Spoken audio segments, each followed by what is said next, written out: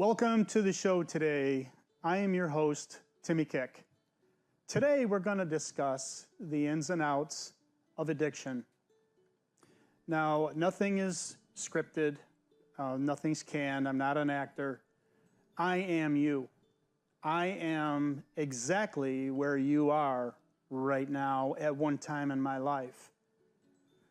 I'm here not to schmooze anything. I'm not here to fudge anything and say recovery is easy. It's not. It's so rewarding, but the ultimate decision has to be with you. There's some things that we're going to talk about today that make you uncomfortable. But again, the most important thing we're dealing with is your life. You only have one. Right now you're tripping up, you're making bad decisions. Maybe you're hearing it from people, maybe you're not. But the rewards are immense. And it's all about putting the proper things in your body so you have proper outcomes. Example, putting nutritional food in your body instead of drinking glasses of vodka, or smoking marijuana all the time, or too many pills, or whatever your situation may be. You're going to have radical adverse effects if you're not treating your body kindly. Your body can only function at its best if you're putting the best effort to put good stuff in it. Congratulations, you're alive. And later you'll realize how much meaning is in that statement right there. If you're able to watch this show and you're alive, you're one step ahead of the game. The next huge step you have to realize is you have a problem. There are two things in the addiction world that happen to you. One is your physical addiction, meaning you have to have a drink or a drug to function. You can't get on through life without it. And the other component is the mental obsession. And what happens when you get help, when you get treatment? Both of those diminish and go away. It's very important to realize both of those. If you're drinking a lot every day and you're craving, you have the shakes, you can't go to work, you can't sleep during the night, you always have to have a drink. Could be a telltale sign. If you can't get out your door in the morning without smoking a joint or taking pills to calm down or whatever, anything that is a foreign object to your body is not helping you. I had someone tell me a long time ago, if you can't get through the day without a drink, you may be an alcoholic. It's a lot to be said for that when you do get sober and you realize that. Here's 5 points that I want you to think about. One, most importantly, whatever you're doing, stop. Stop. Secondly, you have to learn before you make any decision to breathe. You need oxygen to breathe. You need to take a deep breath, calm yourself down. So stop, breathe. Third is yield. You need to yield and think about what your next move is going to be. Think about it. Take time to think about it. And then number 5, proceed with your decision making with caution. Let's take a moment to think about exactly the way in the addiction field your mindset is thinking. Picture yourself as a little person in a room with 2 control handles. Okay, you're inside your brain. You're right in here. Okay?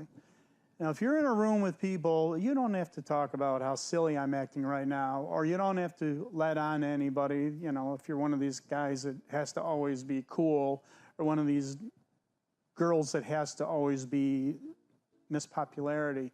I'm only talking to right in here. I want you to open your ears and just think about what I'm trying to say to you. You got a little person in this control right in here in your head. That person is in control of this whole body. You're like a tiny little person in a huge robot every day of your life. You're making the decisions for the rest of your body. Now, if you're confused all the time through the throes of addiction, alcoholism, whatever the case may be. Sleep deprivation can do the same thing. If you don't get any sleep, your body requires so much sleep. Your body requires so much nutrition. When you replace your decision making in your brain with drugs and booze instead of eating nutritional food, that's going to throw an adverse effect in your life. It's very important to learn that you have to replace the drug and the drink with nutrition. That's originally how your body and your brain was designed to function normally. So you're in there running these controls, okay? You're not going to make good decisions behind the controls. It's basically like getting behind the wheel of a car high or drunk. You're gonna get a ticket. You're gonna crash eventually. You're gonna hurt somebody. You're gonna hurt yourself. By replacing all of these issues with being abstinent, and there is a way we can help you do that, and get back to the basics. Remember back in a time in your life as a little kid when you were always happy, before you got involved in the throes of addiction. Remember when the littlest things made you smile, made you laugh, made you happy. Okay, it doesn't matter what age you are, we can get back to that point. A little bit of work and a lot of dedication. Okay, because everything that you do lies within you. It lies within you, yourself, and you and nobody else. No one telling you, I have to get help. You got to want help. Let's talk about who's driving the bus in your decision-making in your life. Little guy on the control, okay? You think about, how many jobs did I lose in my life? Or why can't I get a job? Your attitude in your life determines your altitude. You're flying a plane. If you've got a lousy attitude, here's a mountain. You're going into the mountain. If you have a great attitude, you have got a great altitude, looking down and enjoying life, not struggling on the bottom, trying to get up in life. When you're under the throes of addiction or alcoholism, you're constantly battling everyone else to make them think you know what you're doing. You don't know what you're doing. Okay, I remember, because I am an alcoholic and I am still in recovery after all these years, I used to get so mad at people to say, they don't understand me. They don't understand what I'm going through. Okay, I was a single parent. I was a single dad with 2 little kids. Nobody cares. When you go to work, nobody cares. They want you to do your job and do it well. They want you to show up on time. They want you to go home on time. They don't want to hear excuses. Nobody does. And as your kids are getting older, your kids don't want to see you flipping and floundering all the time. They want to see you doing well and be happy. I have a multitude of things that went on in my life to create the problems that I have. I have sleep apnea. I have a hard time sleeping at night. The smallest thing can wake me up. Used to drive me nuts. Okay, I would use that as an excuse. Do I really think I need to get help? Maybe I need someone that I don't know to talk with me and really listen to me and help me realize that I do need help. We'll get to that in a minute. The other thing to think about too is it me or isn't it me? When you're that little guy in the chair, you're making that decision. Is it me or isn't it me? Is this how I really feel? Is this the way I want to act out in this? Am I being rational? Am I making smart choices, smart decisions? The biggest thing that trips up people is peer pressure, outside influences. Do I fit in? Am I cool enough? Am I part of the group? How come I'm not going out Friday nights and meeting them at the same old bar, the same old place? They're depending on me. I'm the life of the party. How do you feel the next morning? Oh, if I had a dime for every time I woke up with a hangover. Sunlight hurt my eyes. I couldn't think straight. And let alone going to work, getting through Sunday and resting, and then having all of these craving issues and problems. I know with me, I always had a weight issue, and I would starve myself and drink instead, so I look good in my clothes. Am I chiming in with anybody on this? It was all about how people were viewing me all of the time. Okay? You don't have to put yourself through that anymore. You don't. Breaking the chain of selfishness. I know when I was in the throes of addiction, I was very selfish.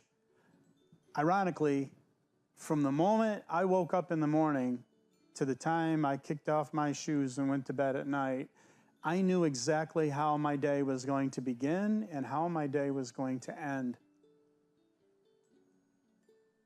When you're drinking as much as I did, you only think about the obsession of the addiction. I don't want to go through shakes today. I don't want to have migraines today. I knew how much I had to budget myself to get through that day. When you're completely sober, you're breaking the chains of addiction. Every day is a mystery until it becomes history. I know I sound like Dr. Seuss right now, but it is true. Every day you get up and you don't know how your day is going to go and you don't know how it's going to end, there is a level of excitement in living your free life. What to do to get help? 90% of the time when people are in the throes of addiction, people are in the throes of alcoholism, number one, I'm better than that. He's worse than me. She's worse than me. Always minimizing your level of dependency. You have to look at where you are. Don't compare yourself with everybody else or anybody else. This is about how you want to feel every day of your life. There's things you need to address in your life when it comes to getting help. One, most importantly, you have to admit you have a problem and you're willing to change that problem. Now, no one is going to influence you. No one is going to say to you, you need to do this for me. Don't get help to help your relationship with your boyfriend or your girlfriend or your mom and your dad or your neighbors or your friends at school or your classmates. You're doing these decisions strictly for your life. No one is going to hold your hand. Okay, you got yourself in this position. You put yourself in this chair right now. Now you got to figure out how to get out of this chair. You want to get back to your old happy self. There's nothing happier than being happy with yourself. Don't do this for someone else's benefit or you're being pressured into doing this. You need to do this strictly for yourself. The rewards, I'll tell you what the rewards are. The rewards are times 10 of what you ever imagine. If you have to give up your car to get rid of your car payments, if you have to give up your apartment for a while and get help, it's worth it times 10. I've done it. You need to only take care of you. When you go into a treatment facility, you're going to be fed.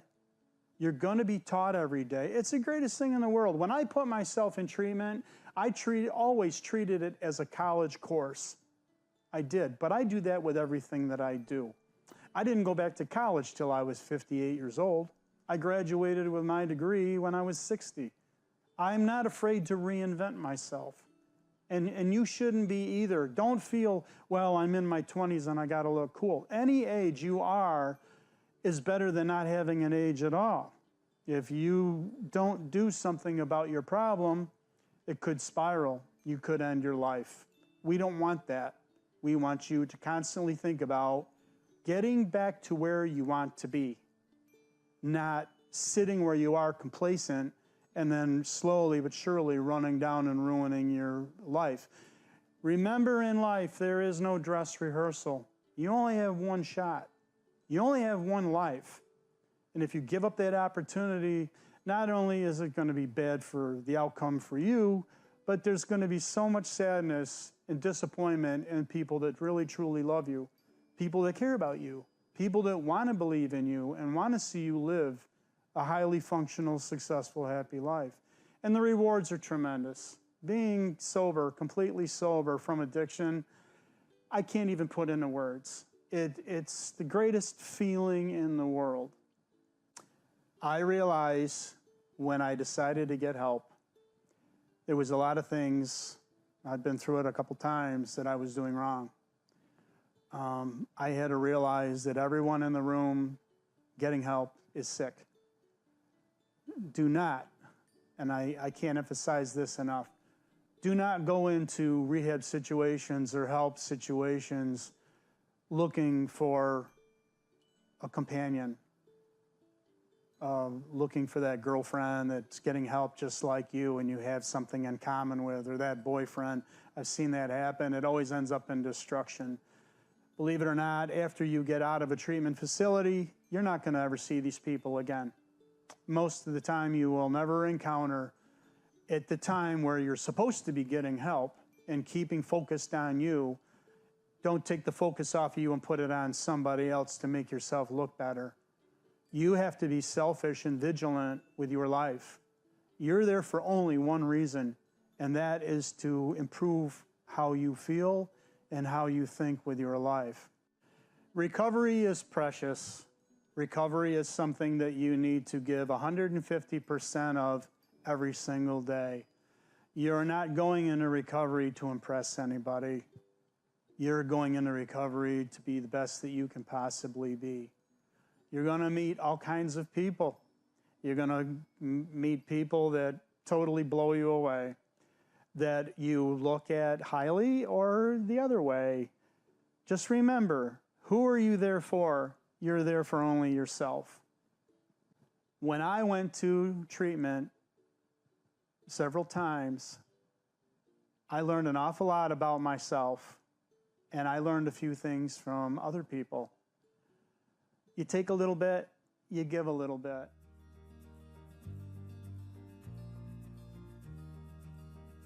I hope you've enjoyed my personal experience. If you're looking for more information, feel free to call this number. Just give it a try. It's your first big step.